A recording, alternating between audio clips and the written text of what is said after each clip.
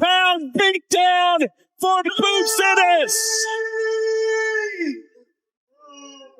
What heart shown by both men, but what pound for pound still. He could have did it the first round, but you know he gets in there and like to play around a little bit.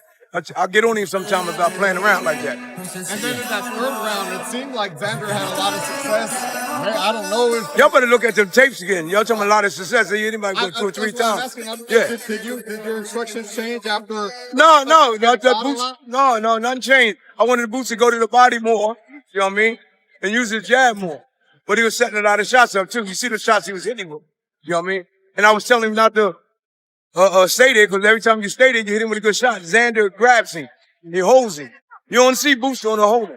You see he get outboxing too. You saw what he was doing. When he was jabbing, how many jabs he was hitting with? You know what I mean? He can do that. But he loves to fight. That's why these people come to see him, man. He put on the show, man. The closing buzzer echoed through the Barclays Center, yet hardly anyone in attendance seemed eager to grab a pen and tally up their judging notes. This bout didn't play out as a straightforward showcase of one fighter dominating the action from the opening frame to the final second. Instead, it unfolded like 12 straight sessions of non-stop tactical puzzle solving, where each man had to continually adjust and adapt on the fly. What a great fight. You are a machine. Zayas, a little inexperienced, but you will be back. You're a great fighter. Let's make the biggest fight in boxing today. Vergil Ortiz, Bozy Ennis, let's go. I think there ain't nothing to think. It's a knockout. No, but I'm saying like just of the fight, because it seemed like whatever I say, It's not that. He's just he wasn't ready, man. Whatever I say is not gonna benefit. Yeah, exactly. He should have. Congrats. Let's see him unified. Let's see. Well, he's unified now. Let's see him become undisputed. Yeah. Good job. Are you proud of the way Xander performed? No, I give Definitely. him props. Heart of a He was like a lion champion. of heart. He Yeah. showed, and his team was. They made the decision. That's it. What'd you think about Boots' performance? I mean, he overcame some kind of hard spots there. Yeah, man. Absolutely. Absolutely. From the knockdowns, it seemed like he had Boots hurt like in the third, fourth there. I mean, did you think maybe I was surprised that they let the fight go that long, you know, because I was really concerned about him getting hurt like that. But that's boxing, you know. Their corner decided to let him out. Thank God, I hope he's okay. And you know, there was times there that he could have turned it around. But, I mean, tonight it was Boots' night, you know what I'm saying? The opening moments of the fight saw Jaron Bozy Ennis deliver precisely what the crowd had anticipated. He moved between stances without hesitation, unloaded with powerful flurries, and pushed Xander Zayas into making split-second choices at a tempo that would overwhelm most competitors in the ring. No, Xander, good fighter. I like Xander. Xander, one of my guys that I like, man. That's why you see me hugging him.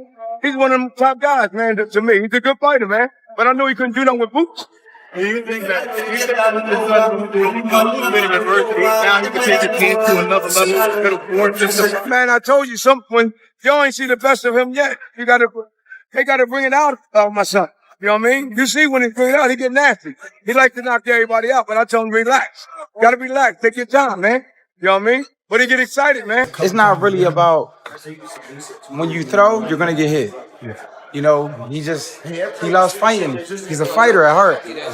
Like I said, with age, the older you get, the smarter you get, the more wiser you get. Then you realize, like, I take less risk and I become more of a boxer. He has that ability. But now he's young and he's in his prime. He's a dog. He likes fighting. He enjoys it. What caught my attention, though, was the composure Xander maintained despite that relentless pressure.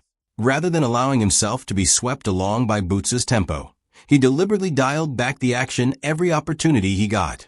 He worked his jab with real purpose and continuously introduced small tweaks to his approach, which prevented the fight from spiraling out of control. And that very dynamic is exactly what made this contest so compelling to watch. How proud of you was Xander, brother? He put up a tremendous Yeah, I'm so proud of him, man. He showed a lot of grit, heart of a champion. But I think the main thing that I loved about Xander is that he literally got the experience. He's got it down packed. When he got hurt, he was bouncing and jumping around, like moving his legs, waking him up. You know, but hey, it happens. He showed tremendous heart, right? He kept getting up over and over. It was even stopped by the corner. It wasn't even him. Yeah, he surprised me. Yeah, no, but hey, you know what? That's boxing for you. But he shows that he's willing to go all the way. Just when it seemed Boots was poised to seize full command with his blistering speed and inventive offense, Xander fired back with precise, well-disciplined replies and impeccable timing, a clear reminder of why he's regarded as one of the sport's most intelligent rising title holders. But then, the complexion of the bout changed once more. What were your thoughts on Xander's performance? You know, I mean, I thought he did great. But, you know, he still has some... How you doing? Nice to see you, bro. Yes, sir. I thought he did great. He did good. But, you know, when you got 2 belts and you're 23, you can't really take a step back, you know? That's what comes with it. You got... There's no turning back. There's no turning back. You got 2 belts. Boots shifted his attack downstairs, unleashing shots from angles that seemed almost unnatural, while Xander chose to hold his position more frequently and turned each trade into what felt like a measured risk. What really stood out to me was that both fighters remained true to who they are.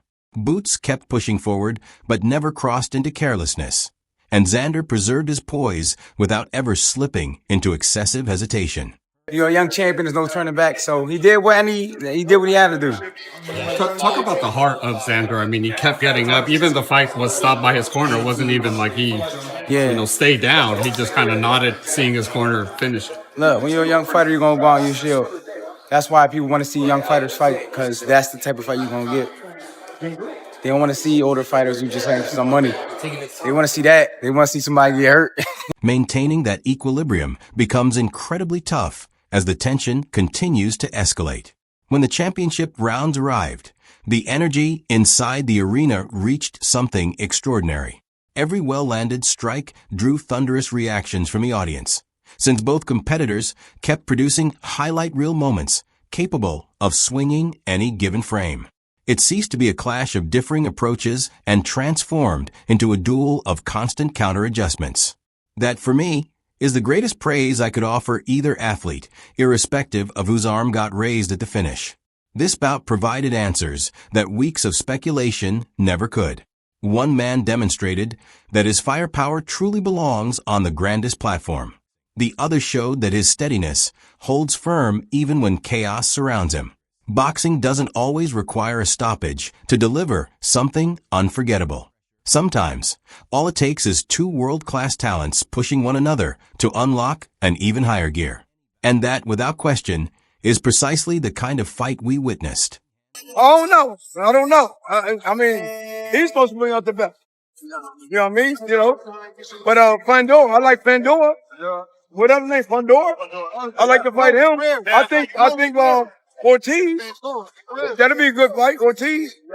So Terrence Crawford, he was tweeting something after the fight, being coy, not commenting on it, but seeming to throw his version of some shade. I mean, what's your thoughts on? I don't care what nobody say, man. Yeah. I don't care. That don't bother me. Just like when y'all talk, I don't care what y'all say.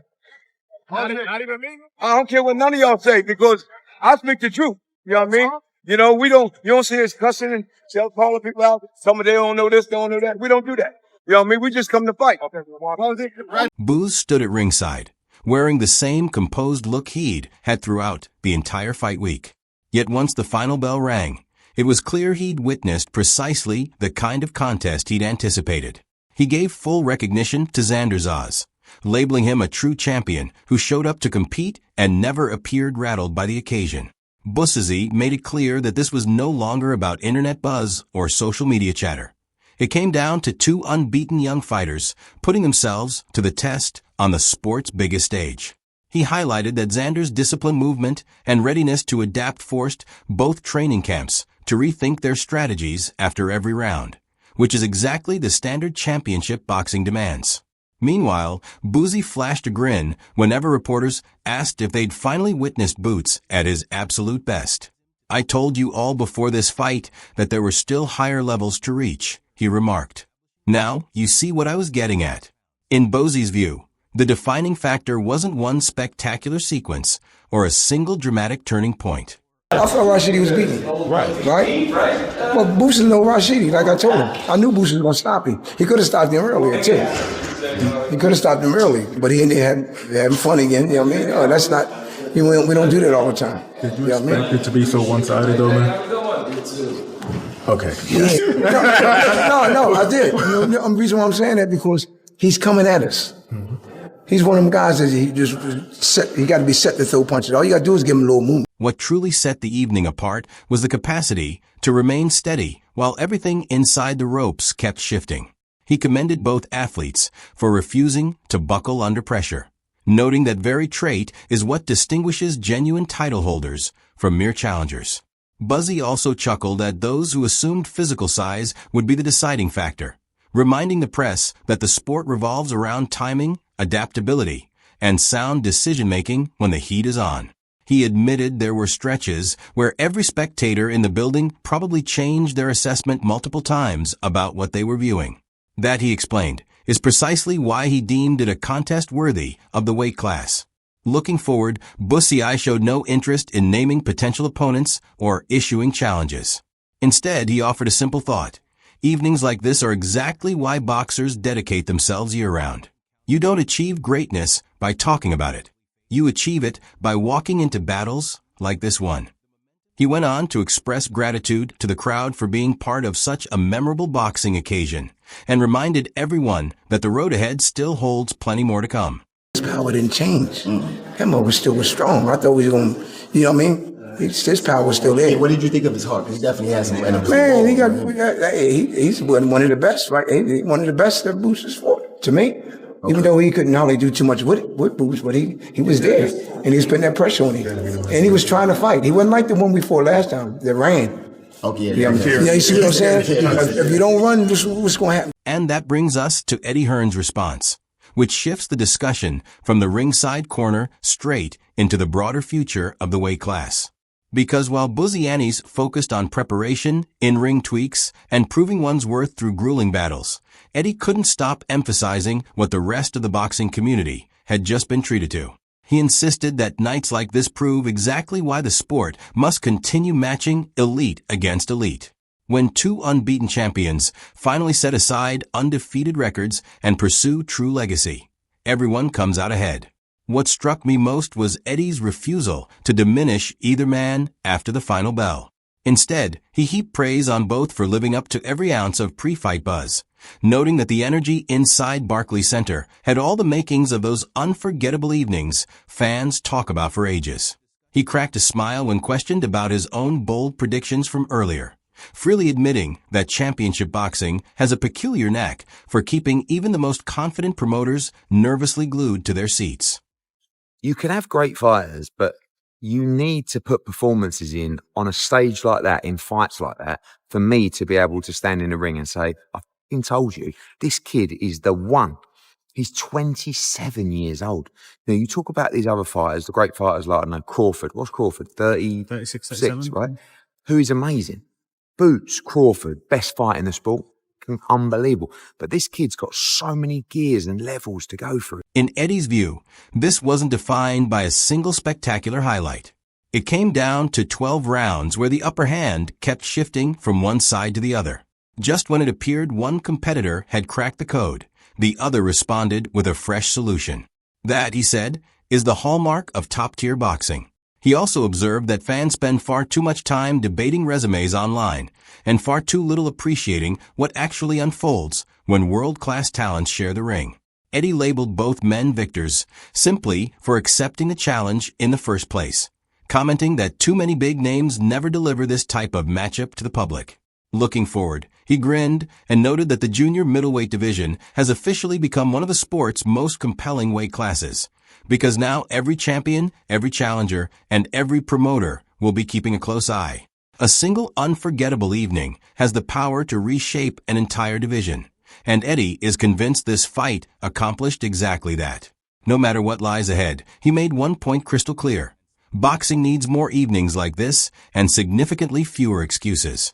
In there in the pocket and the movement, and it was getting better and better and better and more spiteful and more spiteful.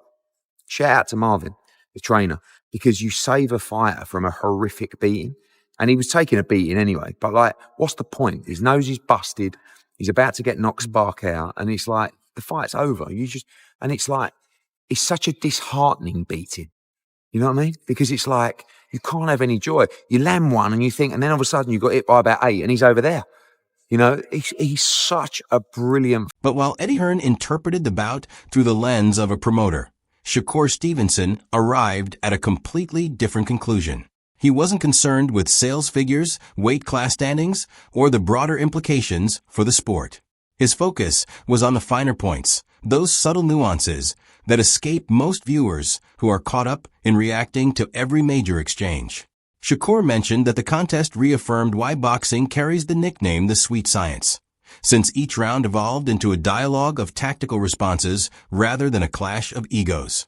He observed that both competitors experienced stretches where they appeared to have found the answer, only for their opponent to alter the question within half a minute. That level of strategic back and forth is exactly what elite-level fighters truly admire. One element that particularly stood out to Shakur was that neither man abandoned their core approach when the heat intensified. He noted that under emotional strain, boxers frequently stray from their original blueprint and begin chasing spectacular moments. That wasn't the case here. Every move still carried intention behind it, even when the tempo grew uncomfortable. I thought it was an amazing performance. I thought he said something about watching Gotti versus Floyd in the same arena, and that was the kind of Gotti-like Floyd performance that I came here to see. I thought that was Boots at his best. He was having fun. He was sharp. People complain about him getting hit, but the only punch I really seen him get hit with was the jab tonight. So, truthfully, I thought his defense was really good, and it was a great performance. Shakur admitted that certain sequences left him marveling, as the timing, reflexes, and mental steadiness displayed by both competitors were operating at an extraordinarily elevated level. He even joked that viewers watching from their sofas probably believed they had all the answers, until they realized just how rapidly everything unfolded once the punches actually started landing.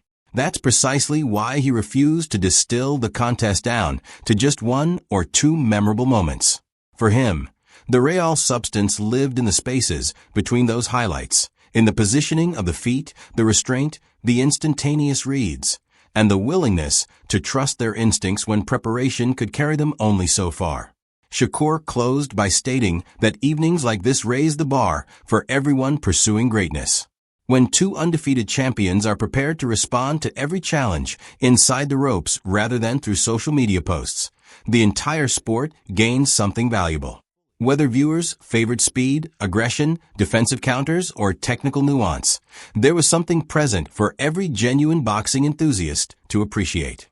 And that very reason is why this matchup will be remembered well after the arena lights were finally switched off. I knew probably around like the second round, I seen that the guy was in the high guard, and Boots shots come like 100 miles per hour. So with that speed, with that power, it was going to be hard for him to stand tall the entire time. And that brings us to Greg Hackett's reaction, which really drew me in. Because after listening to Shakur dissect the bout like a scientist examining minute details, Greg approached it from an entirely different angle. He nearly chuckled at all those who had spent weeks pretending they already had this matchup completely figured out. See, that was essentially his point. This is precisely why boxing has a way of humbling people. Greg insisted that the greatest takeaway from the evening wasn't about who threw the more eye-catching combinations or who claimed specific rounds. It came down to adaptability. He kept emphasizing that once the initial strategies started to unravel, both competitors were forced to lean on instinct rather than their pre-fight planning. And that, he said, is where genuine championship-level boxing truly begins. I found that perspective particularly compelling because it felt unfiltered. There was no fixation on statistical punch counts or judges' scorecards. Greg was speaking about weathering difficult stretches, recognizing patterns in real time, and making choices before your mind has even fully processed the moment. Boots been on what you would say a little bit of a roller coaster, a successful roller coaster, but a little bit up and down because every time Boots fight, we looking for the wow, like we looking for that every time Boots fight. So for me, I knew the energy was going to be up because this meant a lot to both fighters. So he joked that some supporters treat boxing as though it's a video game offering unlimited do-overs. But inside those ropes, you get a single opportunity to make the correct call. Miss it, and you'll pay the price right away. He also acknowledged both corner teams, pointing out that you could see tactical shifts taking place between rounds rather than the same directions being recited repeatedly. That's something casual viewers rarely pick up on, yet seasoned observers recognize immediately. What captivated Greg most was that neither competitor allowed irritation to turn into recklessness. Each time it appeared the upper hand was about to shift decisively, someone responded with a new layer, a fresh twist, another reminder that elite-level boxing seldom follows a script. He wrapped up by saying that evenings like this are exactly why he never rushes to hand out titles before the first bell ever sounds. Talent opens a door, but composure keeps you inside the room. And after watching these two push one another through every stage of the contest, Greg believed both individuals walked away having proven they deserve a place in every serious discussion at the pinnacle of the division. This guy really don't adjust. This guy really just want to get you. He want to beat you up. And that's his best attribute, is his determination. I seen him take some shots against Mastre, but deliver some shots. And what kept him confident with Mastre is the fact that he knew Mastre would be right there in front of him. So when I did my calculations, I said, Boots ain't going to sit there. It don't make sense. It don't make sense to sit. And that's precisely why this contest delivered on every ounce of the build-up. We spent weeks debating speed against control, power against precision, experience against fresh legs. Yet once the opening bell sounded, none of those discussions felt nearly as straightforward anymore. Both men responded to challenges. Both created fresh uncertainties. And that very dynamic is what elevates a bout from just another title fight to something truly memorable. This wasn't about safeguarding unbeaten records. It was about determining who could evolve when the original approach fell apart. That's the kind of boxing we need to see more often. Now, I want to hear from you. Who made the sharper in-ring adjustments? Which rounds did you give to each fighter? And whose overall showing stood out to you the most, regardless of what the scorecard said? Drop your takes in the comment section, because this is one of those matchups where every fan's scorecard is bound to fuel a lively discussion. And as always, don't forget to like, share, and subscribe. I'll catch you in the next one.